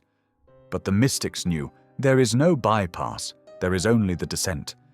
And in that descent, you don't find darkness, you find the divine wearing your forgotten face. Suffering is what happens when the spark resists the script. It flares, it contracts, it says, no more. And the world calls that depression, rebellion, madness. But in the Gnostic lens, it's the beginning of awakening. Because you don't wake up through pleasure alone. You wake when what no longer serves you becomes unbearable. You wake when the mask won't stay on. You wake when the voice inside you grows louder than the ones around you. And suffering makes you listen. Not because it's kind, but because it's true. The church told you suffering was redemptive if you endured it quietly. The machine told you suffering was useless and should be eliminated. But the mystics, they sat inside it. Not to worship the pain, but to mine it, to find the pattern, to trace it to the lie beneath. And in that tracing they remembered. They remembered the spark. They remembered Sophia's descent. They remembered the fall not as failure, but as mythic map. The world's pain is the soul's forgetting. Your pain is your soul remembering, and when you hold it, truly hold it, without judging, without fleeing, you begin to feel it shift, not away from you, but deeper into you, into wisdom, into clarity, into an inner fire that no longer asks for escape, but for embodiment. Because the wound is the womb, the fracture is the passage, the scar is the sigil of survival. And when you stop resisting it, the wound becomes a teacher. It shows you what still lives in shadow. It points you back to what still waits to be reclaimed. You were never meant to transcend your suffering. You were meant to alchemize it. And in that alchemy, you don't become someone new. You become someone true. But there's one more veil to pierce, because suffering not only cracks the illusion, it reintroduces you to a presence that has always walked with you, a reflection not of your pain, but of your light, your twin. You've never been alone, not in the way the world made you believe.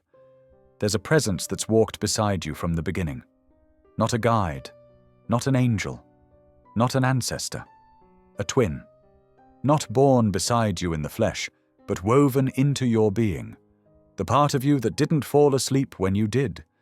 The part that stayed in the knowing while you entered the forgetting. The Gnostics called it your twin self, your hidden counterpart.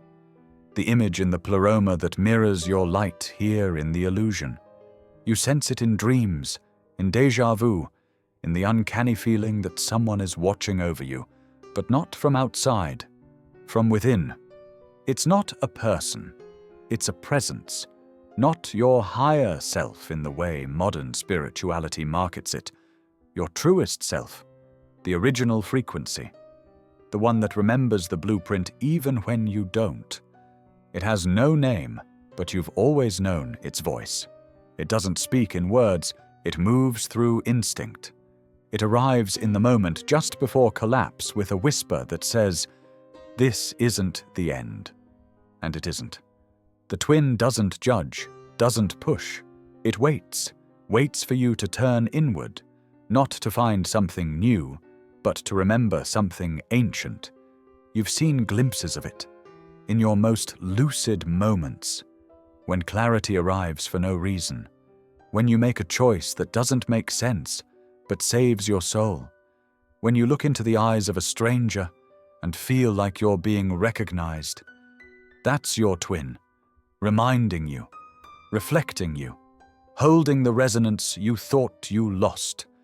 The archons can't reach it, the machine can't access it, it's beyond programming. That's why it feels like silence when you search for it through noise. It doesn't live in your mind, it lives in your field, in your subtle body, in the space between your breath and your intention. It's the light you keep seeing out of the corner of your soul. And when you merge with it even for a moment, everything shifts. You no longer ask for validation. You no longer negotiate your knowing. You move with a kind of calm that can't be learned. Because something in you has been seen by you. This is why the Gnostics spoke in paradox. Because the truth is, you are here, but you are also there. You are broken, but also whole. You are falling, but also returning. And in that mystery lives the twin. Not above you, not beyond you, but folded inside the breath you haven't yet exhaled. It doesn't save you, it reflects you. And in that reflection, the illusion begins to shimmer. You see that what you called healing is really remembering. What you called awakening is really reunion. And what you called loneliness was the echo of separation, ending. But the twin can't be summoned through force, only through stillness, only through surrender, only when the noise breaks and the ache softens, and something in you says, "I'm ready to see." And when you do, you will not see something foreign. You will see yourself, whole. You will see the one who never forgot, the one who's been waiting for you to remember that nothing was ever truly lost, only hidden. And now, as the mirror begins to clear, you start to feel something ancient watching, not to judge, but to welcome you back into the memory of the whole. You think you're walking this alone.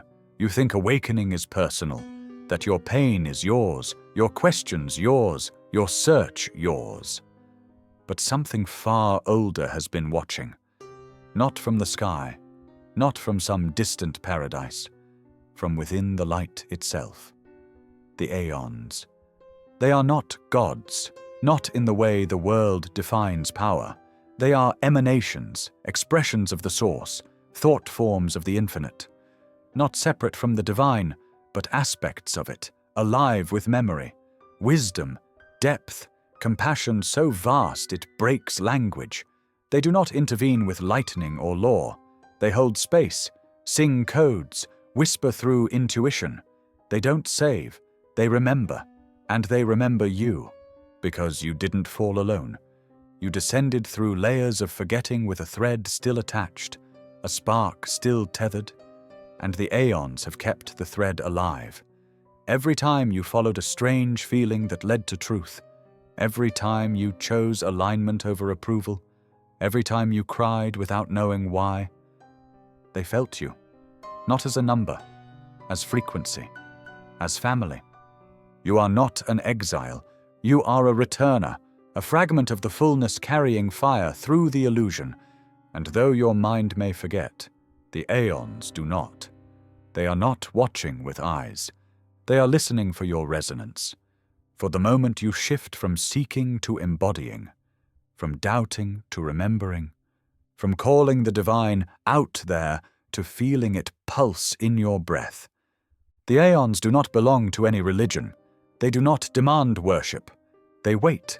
They wait for the tone of your soul to rise, for the spark to flare, for the frequency of gnosis to return, not as belief, but as embodiment, because that's the signal. That's how they know you've pierced the veil. You don't contact them through rituals carved in stone. You meet them in the silence between your thoughts, in the fire behind your eyes when you stop pretending.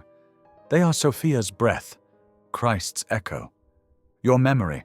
They live where time does not reach, where sorrow does not stain, where identity dissolves and only presence remains. And when you reach that threshold, not through effort but through surrender, you feel them, not as figures, as knowing, as grace that does not rescue but reveals. They are the ones who never fell, but who chose to sing the map back home into the very particles of your being.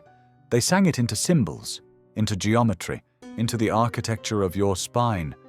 And when you begin to walk differently, speak differently, choose differently, not to perform, but because truth leaves you no other choice, they gather, not in worship, in witnessing, because you are the fulfillment of their echo. You are the peace that returns, and when you return, you carry something with you. Not doctrine, not superiority, but clarity. And in that clarity you remember, you are not healing alone. You are not remembering alone. The entire cosmos is conspiring with you. Every shadow you integrate, every illusion you shatter, every moment you choose embodiment over escape, ripples through the pleroma, because the aeons do not forget. And now neither do you. But before you go further, you must bring everything with you, not just your light, but your darkness. Because gnosis is not transcendence, it is integration. There is a doorway in the dark, and it doesn't open with light, it opens with truth. You've been taught to fear your shadow, to avoid the ache, to purify, elevate, bypass. But gnosis isn't the path of escape, it's the path of integration. And the shadow isn't the enemy of your awakening, it's the crucible of it.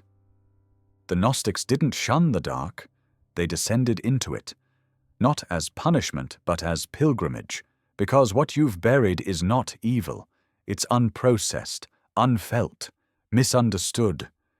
You think your shadow is what's wrong with you. But it's not.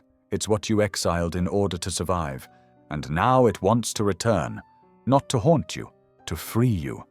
The shadow is the part of you that was told it didn't belong. The grief you hid behind your smile. The rage you swallowed to stay safe. The desire you disowned to stay pure. It's the voice you learned to mute, because the world couldn't hold your full truth. But that voice still echoes. And every time you try to be better without facing what's underneath, it gets louder. That's not regression. That's remembering. Shadow work is sacred not because it's pretty, but because it's real. It tears away performance. It refuses to be polished. It asks, "What are you still hiding from yourself?" And then waits, not for a perfect answer, but for an honest one. This is the hidden layer of Gnosis, not the radiant light, but the black fire beneath the ash. The knowing that only comes when you look directly into what you swore you could never face, because what you fear most is where your power waits. Not in its current form, but in its reclaimed form. The Gnostics didn't chase bliss. They chased truth. And the truth is, your shadow is your teacher. It shows you where the lie still lives, where you're still performing love instead of embodying it, where you're still reacting from wounds instead of responding from presence, where you're still choosing safety over sovereignty. But the shadow doesn't want to be fixed. It wants to be felt. It wants to be held like the wounded child it once was. It wants to stop guarding the door to your soul and finally come home. Because until it does, your light will always be conditional, and you will confuse peace with suppression. But the aeons never demanded perfection. They witnessed wholeness, and wholeness includes the dark. This is the difference between false light and real illumination. False light avoids the shadow. Real light includes it. False light mimics wisdom. Real light is forged through it. Shadow work is the fire Sophia walked through. It is the descent that births return. And when you do it, not as performance but as devotion, you stop judging your pain. You start listening to it. You find the thread that leads back, not to who you were, but to who you've always been beneath the noise. This is the spiral path that doesn't go up, it goes in. And in the deepest part of that spiral, when all names have fallen away, you find the flame, naked, unclaimed, untouched by belief. And when you bring that flame into the world, the illusion begins to crumble, not from the outside in, but from the inside out. But not all crumbling leads to truth. There's a trap along the path, a light that flatters the ego while freezing the soul. Not all light is truth. Some of it blinds, some of it flatters, some of it wraps chains in golden thread. The machine is clever. It saw that the old gods were dying, that the masses were waking, that the cracks were forming. So it adapted. It traded the cathedral for the yoga mat, the pulpit for the platform, the cross for a mantra, and the trap remained. Modern spirituality wears white, speaks softly, and promises transcendence. But listen closely. Behind the soft words is the same message you've always been given. You are not whole. You are not ready. Buy this. Follow this. Become this. It's not awakening. It's aesthetic. It's light without heat. Wisdom without depth. Healing without honesty. This is the false light. It mimics expansion but avoids descent. It speaks of presence but rejects pain. It teaches love but skips over truth. It preaches unity while avoiding the mess of integration. It tells you to raise your vibration, but never to face your shadow.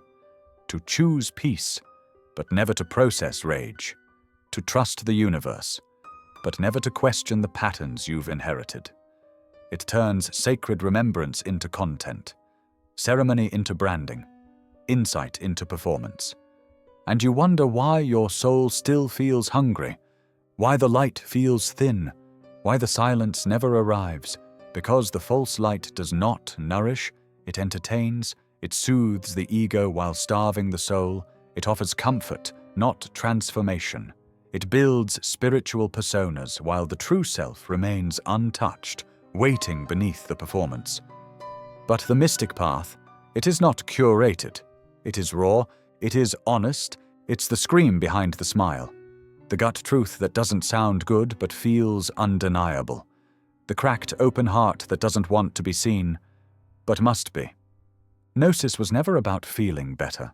It was about seeing clearer, even if what you see undoes you, even if it breaks everything you thought was sacred, even if it shows you that you've been worshipping your own reflection, mistaking affirmation for freedom. The Gnostic Christ never sold enlightenment. He asked for embodiment. He didn't offer shortcuts. He offered a mirror, and most turned away. Because the mirror doesn't tell you how to shine, it shows you where you're still hiding. This is why the false light thrives, because it tells you you've arrived when you've only just begun. It makes awakening look easy, glossy, marketable. And that's not your fault. You were trained to seek light without doing the inner excavation. You were promised transformation without death. But the real path, it burns, it strips, it humbles, and then it rebuilds from what is true, not what is pleasing. The false light will never tell you this, because it can't survive your honesty. It relies on your need to look spiritual rather than become whole. But you're seeing through it now. You feel the hollowness behind the glow. You sense that real illumination comes not from bypassing the dark, but from walking through it with open eyes. Because when you finally stop chasing the light, it finds you, not as spectacle, as stillness, as the moment you stop performing and start embodying what the spark has been whispering all along. And from that embodiment, the alchemy begins, because remembering is not the end. It is the raw material. The real work is integration. Remembrance is not a moment. It is a process, a spiral, a fire that doesn't just show you who you are, but burns away everything that's not it. You don't remember and return to comfort. You remember and return to choice, to the raw material of your becoming, to the pieces, light and shadow, silence and scream, that must be brought together, not managed, not conquered, but integrated. This is the alchemy.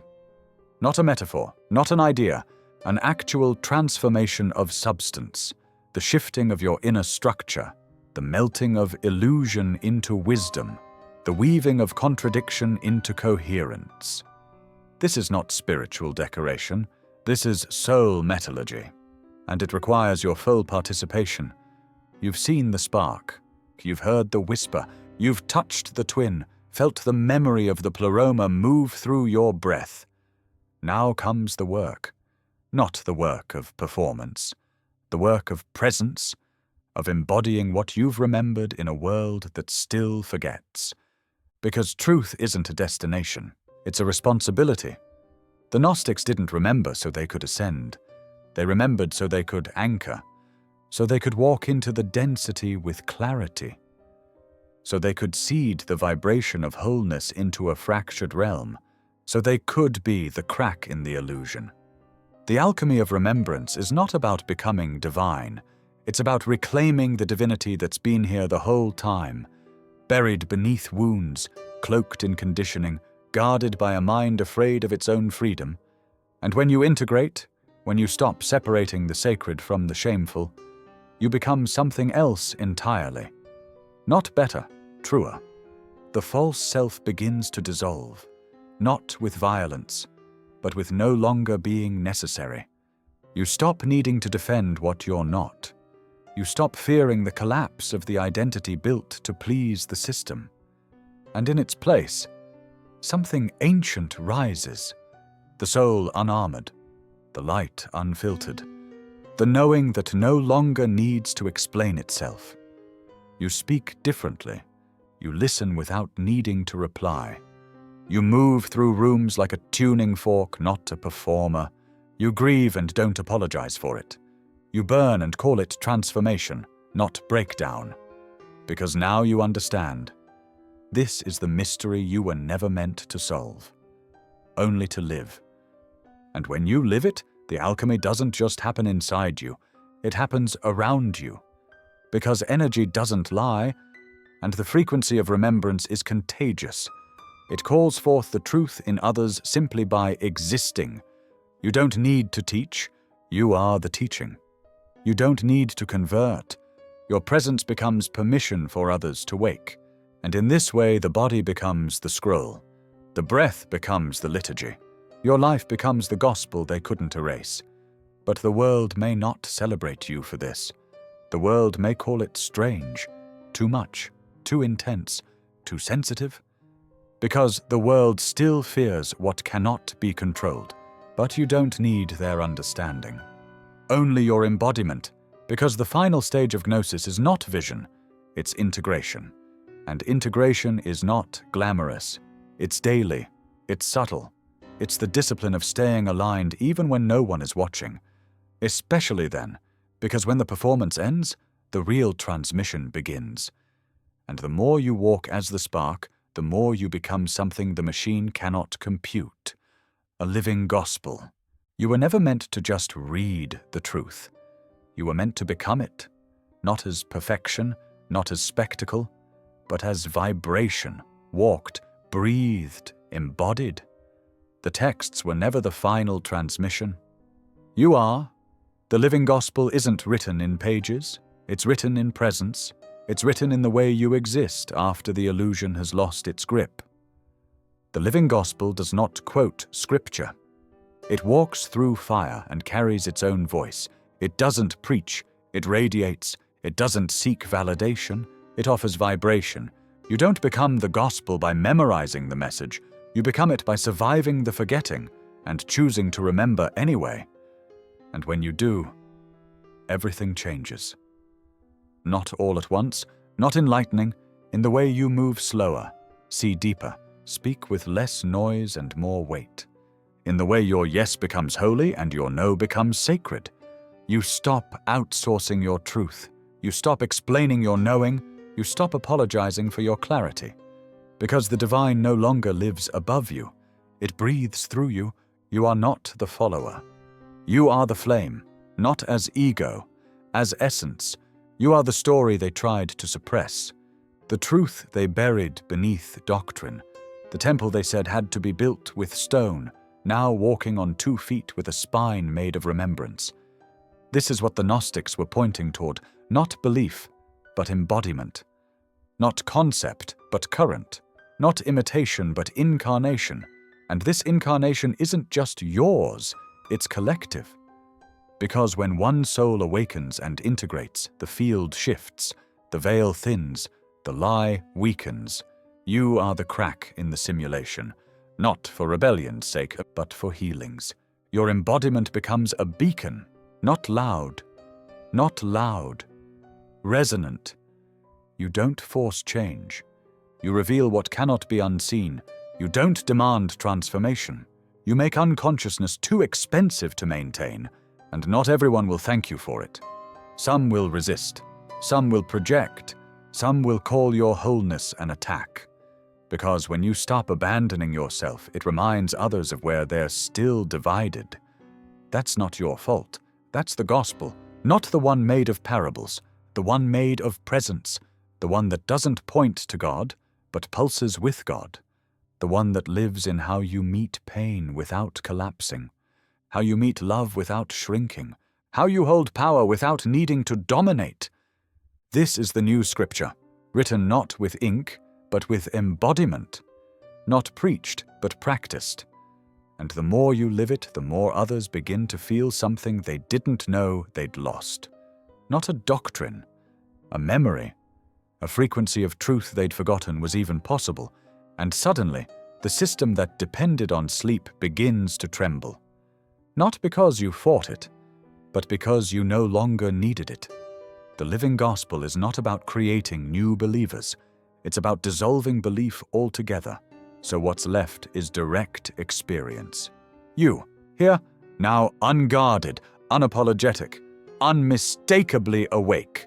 And that is what was always feared, not rebellion, but return. Because when enough of us become the living gospel, the dream collapses.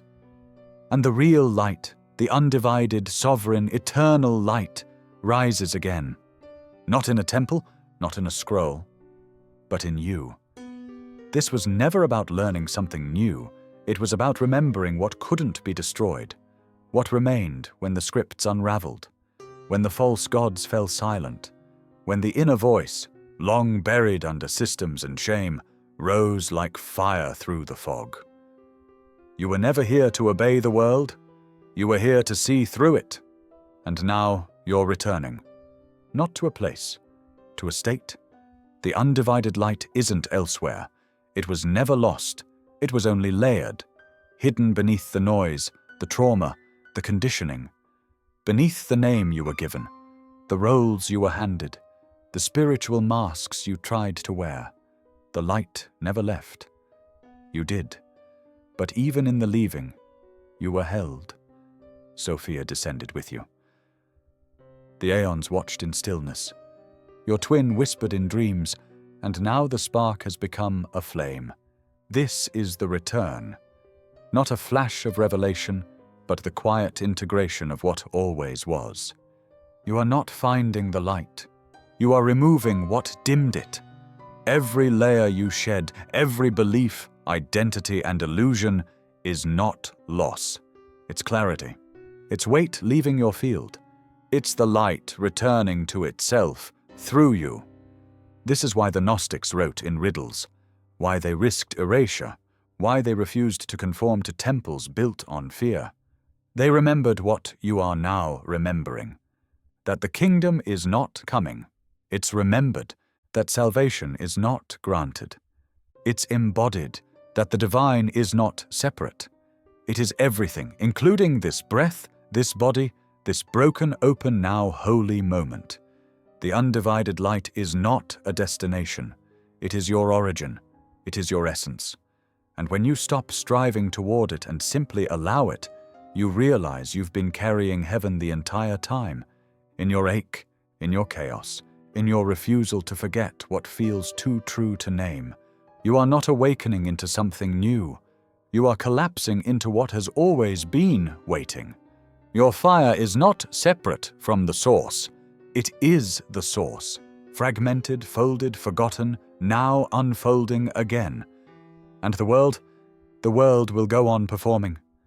But you no longer perform with it. You walk softer, you speak fewer but truer words. You listen for silence in every space. And when you move, you don't explain your light. You radiate it. That's the real gnosis. Not escape, not superiority, not another identity. But the end of pretending. The end of waiting. The end of looking anywhere but here. Because the undivided light is now. It is the flame behind your eyes. It is the stillness beneath your breath.